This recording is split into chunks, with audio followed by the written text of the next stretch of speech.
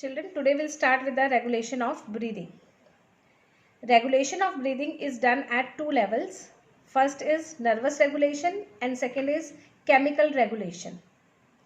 So first we'll discuss nervous regulation. In nervous regulation, first part is dorsal respiratory group. Dorsal respiratory group, this is the group of neurons which are located in dorsal part of medulla oblongata in brain. Dorsal respiratory group is a group of neurons that are located in dorsal part of medulla in brain. This set of neurons sends signal to cause contraction of phrenic muscles, that is the muscles of the diaphragm, and external intercostal muscles, resulting in normal inhalation. So dorsal respiratory group controls the normal breathing under normal conditions. That is, it causes the contraction of phrenic muscles, that is diaphragm muscle, and external intercostal muscles, resulting in normal inhalation. So dorsal respiratory group is considered the basic rhythm center for breathing because it regulates the rhythm of the breathing rate. Therefore, it is known as basic rhythm center for breathing. Next group of neuron is ventral respiratory group. It is located on the ventral side of medulla oblongata. So there are two groups. First is DRG, that is dorsal respiratory group, located dorsal to medulla oblongata, and ventral respiratory group located ventral side of the medulla oblongata. It sends signals for contraction of muscles during forceful breathing and voluntary breathing. So it sends signal for the contraction of muscles. Muscles are phrenic muscles and external intercostal muscles when there is forceful breathing and voluntary breathing. So it controls the respiratory rate under strenuous exercise or under emergency. Pneumotaxic center. As the name suggests, pneumotaxic center, this center senses the concentration of carbon dioxide in the blood. This center senses the concentration of carbon dioxide in the blood. When the concentration of carbon dioxide increases, then it sends the inhibitory signals to dorsal respiratory ganglion. When the concentration of CO2 increases in blood, then it sends inhibitory signals to dorsal respiratory group. That is, it inhibits normal breathing and the rate of the breathing increases. It is located in the pons varolii part of the brain. It sends inhibitory signals to dorsal respiratory ganglion. It is sensitive for the levels of CO2 in arterial blood. So it can alter the rate of the breathing. So it can change the rate of the breathing. It is sensitive to carbon dioxide level in arterial blood. So if carbon dioxide level decreases, means from normal the carbon dioxide level decreases, then it sends weak signals to dorsal respiratory ganglion. Very weak signals it will send. There is more inhalation. The lungs will get filled up completely, called deep breathing. Breathing rate decreases. So when carbon dioxide level is less in arterial blood, then the breathing rate decreases because this pneumotaxic center sends very weak signal to the dorsal respiratory ganglion. This causes more inhalation. The lungs get completely filled with fresh air. This is called deep breathing or breathing rate decreases. What happens when carbon dioxide level increases in the blood? Then it sends strong signals to the dorsal respiratory group. If carbon dioxide level increases in arterial blood, then pneumotaxic center sends strong signal to dorsal respiratory group. There is more exhalation. Lungs never get full completely.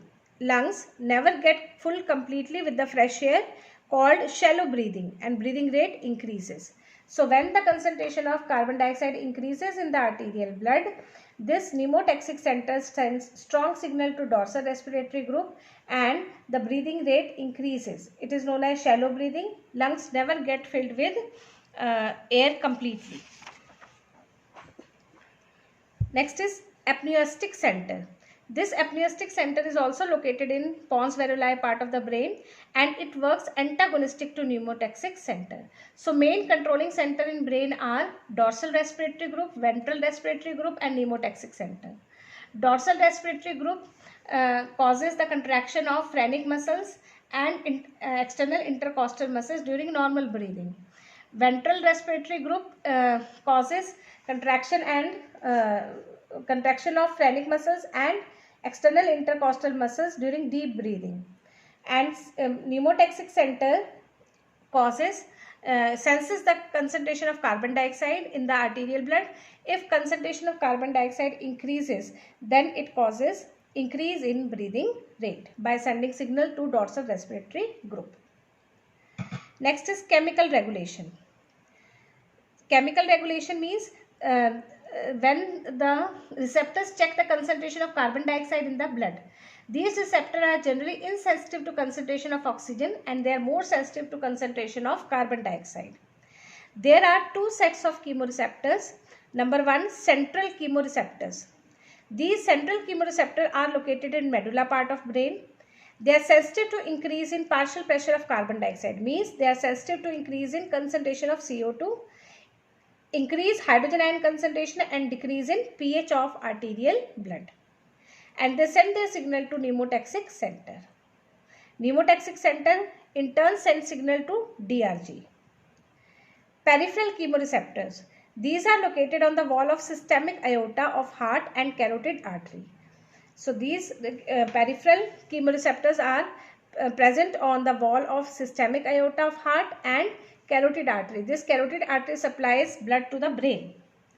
These receptors are sensitive to increase in partial pressure of carbon dioxide and decrease in partial pressure of oxygen of arterial blood. They also send signal to pneumotaxic center. Levels of oxygen are insignificant for regulation of breathing. This is very important. Level of oxygen are insignificant. Whose level matter then?